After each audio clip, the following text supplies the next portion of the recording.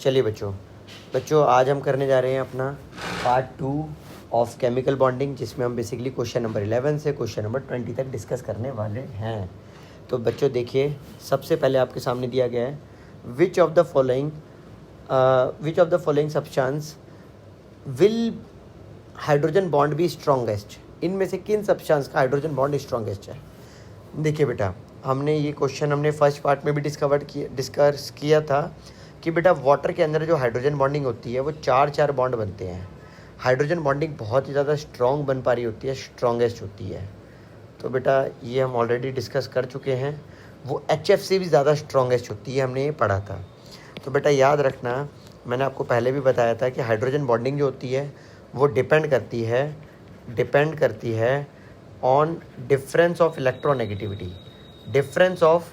Electronegativity of atoms जो भी हैं, राइट। अगर आप देखो तो बेटा कहीं ना कहीं आपका फर्स्ट केस जो था, आप ये देखोगे आपका ऑक्सीजन है, आपका हाइड्रोजन है, राइट। आप यहाँ पर आंसर अगर लिखोगे तो बेटा आप लिखोगे फर्स्ट जो आपका पॉइंट बनता है कि hydrogen and oxygen have highest electronegativity difference. पहला पॉइंट ये आएगा आपका। और बेटा जो सेकंड पॉइंट आपका आएगा वो क्या आएगा, वो भी जान लीजिए। वो आएगा कि बेटा एक वाटर के मॉलिक्यूल में, एक मॉलिक्यूल के अंदर बेटा चार अदर मॉलिक्यूल के साथ वो एक्चुअली में हाइड्रोजन बॉन्डेड होता है। एक मॉलिक्यूल वाटर का जो होता है वो 4 अदर मॉलिक्यूल्स के साथ बॉन्डेड होता है। याद रखना, बॉन्डेड होता है वाया हाइड्रोजन बॉन्डिंग। तो बेटा ये 2 कारणों से H2O के अंदर स्ट्रॉन्गेस्ट हाइड्रोजन बॉन्डिंग है। सेकंड पार्ट पे आ जाते हैं। सेकंड पार्ट हमसे क्या कह रहा है वो भी देख लो भाई।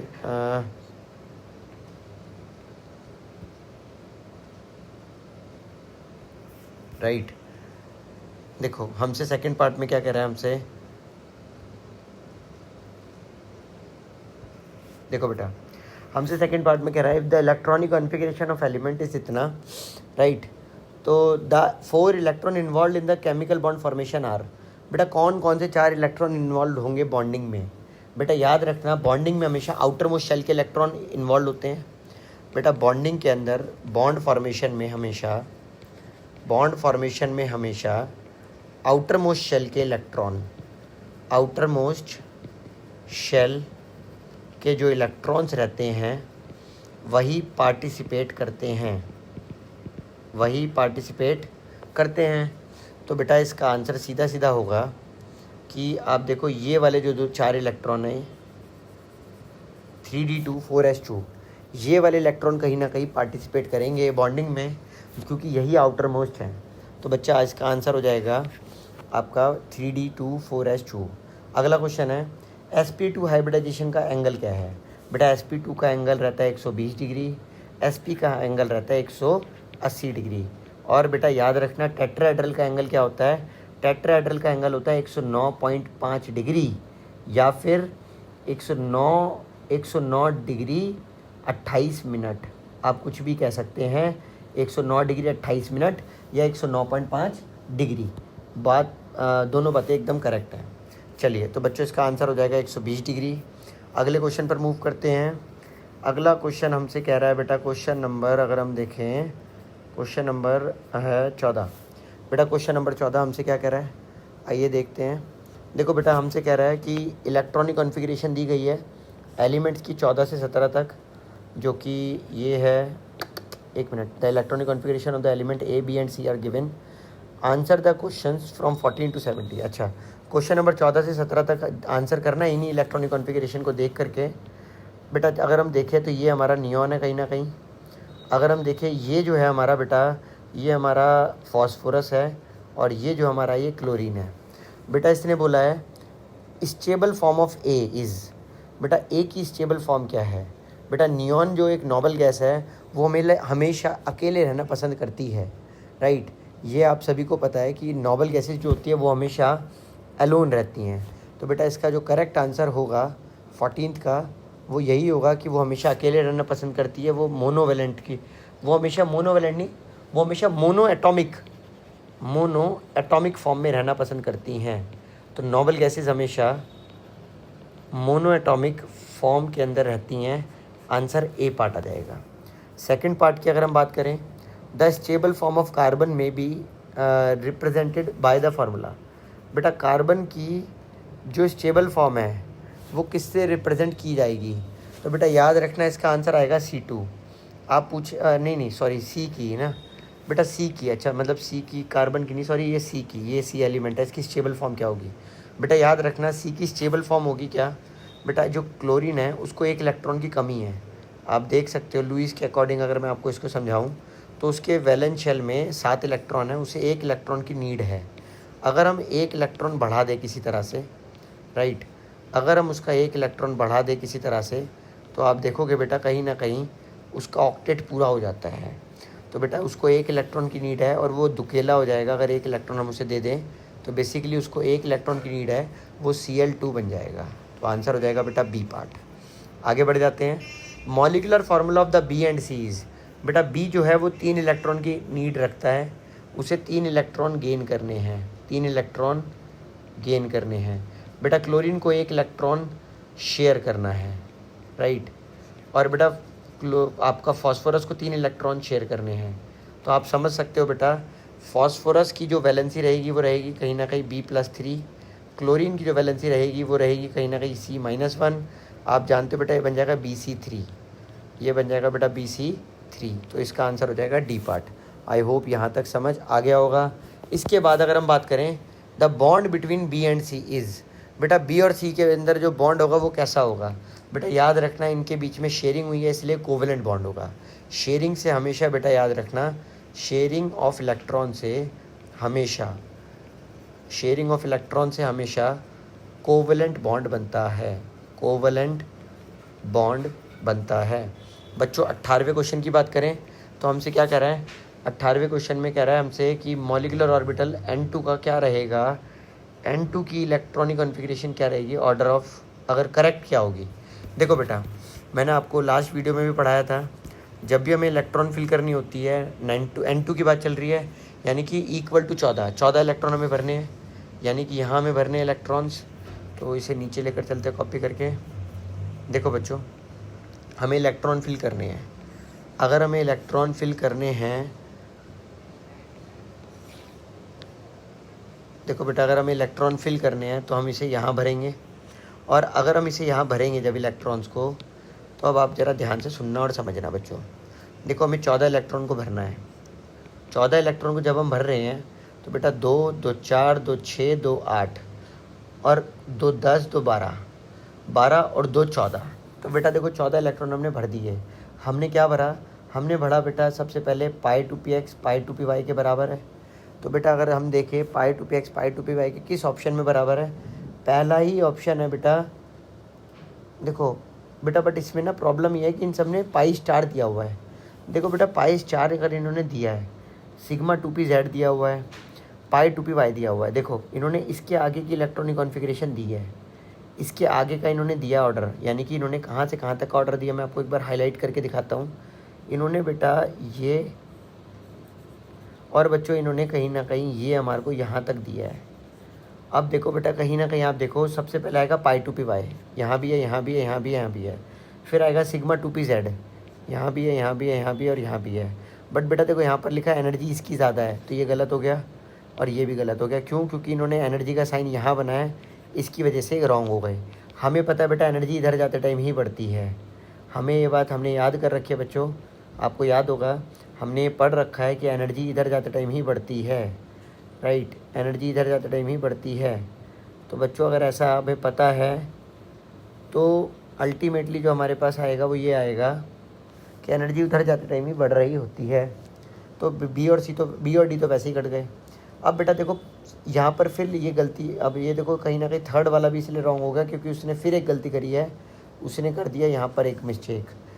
मैं बोल रहा हूँ आपसे वहीं की तरफ एनर्जी बढ़ती है, इंक्रीजिंग ऑर्डर में होता ही है। तो बेटा आंसर हो जाएगा ए पार्ट। आई होप ये समझ आ गया होगा।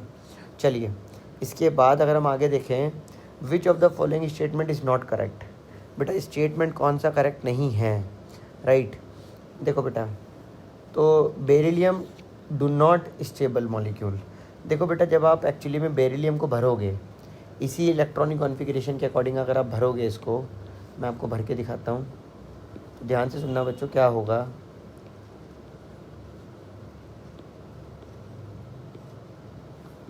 जब आप इसे इसी इलेक्ट्रॉनिक कॉन्फ़िगरेशन के अकॉर्डिंग भरते हो बेरिलियम को, तो बेटा क्या आता है, अब ज़रा ध्यान से सुनना।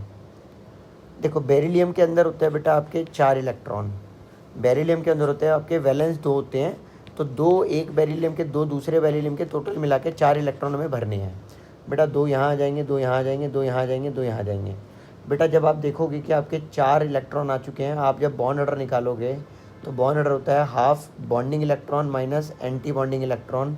जब आप उसे निकालोगे तो आपका बॉन्ड ऑर्डर 0 निकल कर आएगा। क्यों? क्योंकि 2 तो आपके बॉन्डिंग इलेक्ट्रॉन है, 2 आपके नॉन बॉन्डिंग है।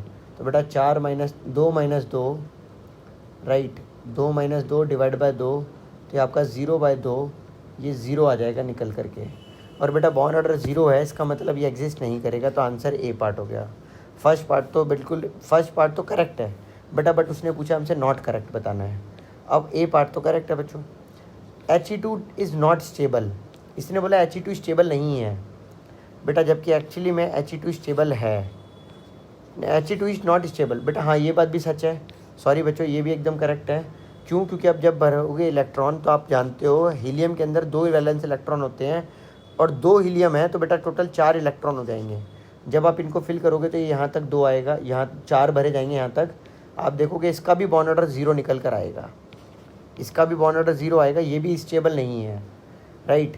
बट जबकि He2+ वो एग्जिस्ट करेगा। क्यों एग्जिस्ट करेगा? क्योंकि उसका बॉन्ड ऑर्डर 0 नहीं आ रहा है, इसलिए वो एग्जिस्ट करता है। आगे देखें, bond strength of N2 is maximum among the homonuclear diatomic molecule.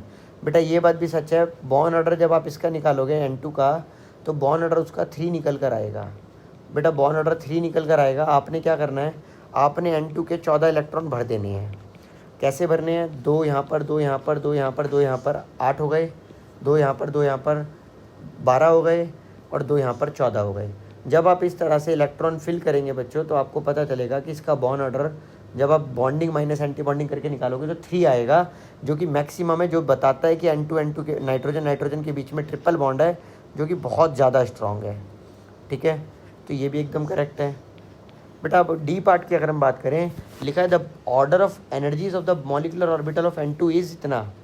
बेटा देखो, सिग्मा N2 का जो ऑर्डर होता है वो ये दिया है हमारे को बेटा। हमें पता है पहले पाई 2px आता है, बाद में सिग्मा 2pz आता है बेटा। देखो इसने सिग्मा 2pz पहले लिख दिया, ये गलत है बच्चों। आंसर इसका डी पार्ट हो गया। आई होप ये समझ आ गया होगा। ठीक है, चलिए आगे बढ़ जाते हैं बेटा। अब अगर हम देखें, बॉन्ड ऑर्डर हमें भरना है, वो भी इन सब का, O2 वाली स्पीशीज़ का बेटा। ये हमने बॉन्ड ऑर्डर निकाला हुआ है ऑलरेडी। तो बेटा आपको याद होगा, हमने बॉन्ड ऑर्डर हमने अपनी नोटबुक में, अपने रजिस्टर में करा हुआ है।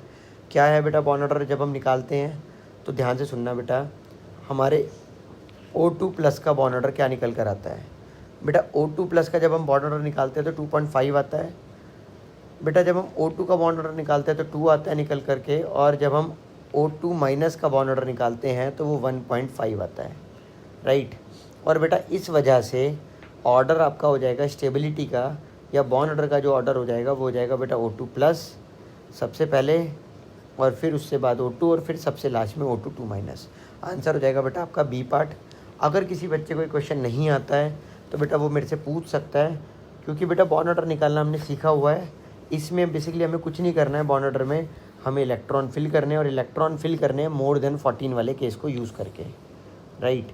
इस वाले केस को हमें यूज़ करके हमें इलेक्ट्रॉन भरने होते हैं बेटा। एक बारी ज़रा ध्यान से सुनना, ये देखिए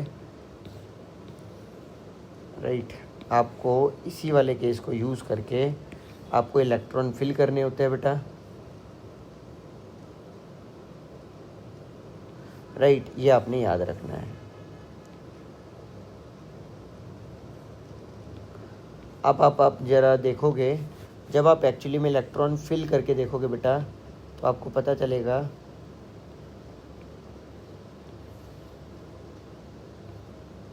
जब आप इलेक्ट्रॉन फिल करोगे तो आप जानते हो O2+ के अंदर कहीं ना कहीं आपके 9 दूनी 18 और 18 + 1 है, यानी कि 17 इलेक्ट्रॉन है। O2 के पास 16, और O2- के पास 8 दूनी 16 और एक 17 इलेक्ट्रॉन है। 1 मिनट, 8 दूनी 16 और एक 17, और इसके पास 8 दूनी 16 एक कम 15। बेटा ये 15, 16 और 17 इलेक्ट्रॉन हमें भरने थे। जब आप भरोगे तो 2, 2 4, 2 6, 2 8, 2 10, 2 12, 2 14, 14 तक कोई एक्सेप्शन नहीं आया बच्चों। अब जब आप 15 भरना चाहते हो तो आप जानते हो यहाँ एक इलेक्ट्रॉन आएगा, 16 भरना चाहते हो तो यहाँ एक इलेक्ट्रॉन आएगा, 17 भरना चाहते हो तो यहाँ पर 1 प्लस 1 और बढ़ जाएगा, तो यहाँ पर कहीं ना कहीं 2 हो जाएगा। यहाँ पर 1 + 1 एक और बढ़ के 2 हो जाएगा कहीं ना कहीं। तो आपको इस तरह से फिर इसके बॉन्ड ऑर्डर निकाल लोगे आप, और आपका क्वेश्चन हो जाएगा। आई होप प्यारे बच्चों आपको समझ आया होगा और आपको अच्छा लगा होगा ये पढ़ के। बाय बाय प्यारे बच्चों।